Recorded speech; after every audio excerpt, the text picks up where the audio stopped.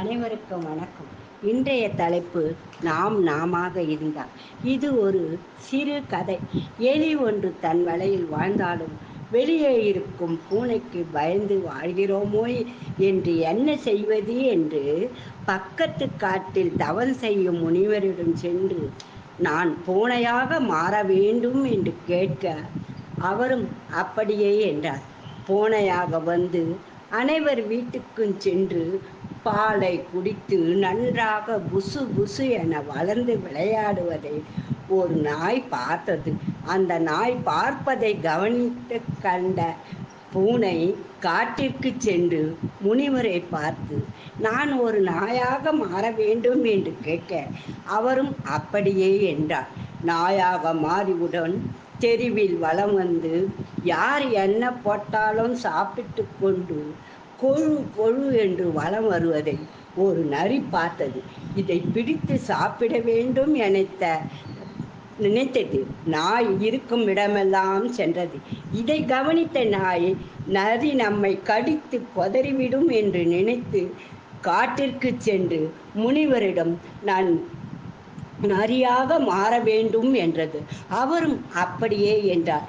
நரியாக மாறிய நாய் நன்றாக ஊளையிட்டும் தூங்கியும் வலம் வருவதை பார்த்த அந்த காட்டு சிங்கம் நரியை நாம் சாப்பிட வேண்டும் என நினைத்து அதை எதிர்பார்த்து இருந்தது. நரி இதை கவனித்துவிட காட்டிற்கு சென்று முனிவரிடம் நான் சிங்கமாக மாற வேண்டும் வேண்டிட அவரும் அப்படியே என்றார். நரி சிங்கமாக மாறி கர்ஜித்து கொண்டே காட்டை வலம் வந்தது. அதை கண்ட காட்டில் வாழும் வேடன் இதை பிடித்து சர்க்கஸில் விற்றால் நாம் வீட்டை கட்டிக்கொண்டு ஊரில் நன்றாக வாழலாம் என்று நினைத்து வலையை விரித்தான்.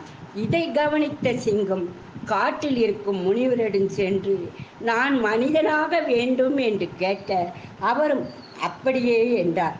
சிங்கம் மனிதனாகியது, ஆசை வளர்ந்தது. உழைத்து சிறு வீடு மண்ணால் சுவர் எழுப்பி அழகாக கூரைகள் போட்டு வாழ்ந்து வரும்போது அவனுடைய மண் சுவற்றை எலி எப்போதும் தோண்டுவதை கவனித்தான். அதன் தொல்லை அவனால் பொறுக்க முடியவில்லை. மறுபடியும் காட்டிற்கு சென்று நான் எலியாக ஆக வேண்டும் என்றான். முனிவர் அப்படியே என்று கூறி ஆசீர்வாதம் செய்து நாம் நாமாக வாழ்ந்தால்தான் எந்த துன்பம் வந்தாலும் எதிர்த்து வெற்றி பெறலாம். ஒரு தனி சுகம். மற்றவர்களாக்க நீ மாறுவது எந்த விதத்தில் நியாயம்? நாம் நாமாக இருப்போம், நலமுடன் வாழ்வோம் என்று கூறி வழி அனுப்பினாராம். இப்படிக்கு ஆர் சாந்தா பார்த்திபன்.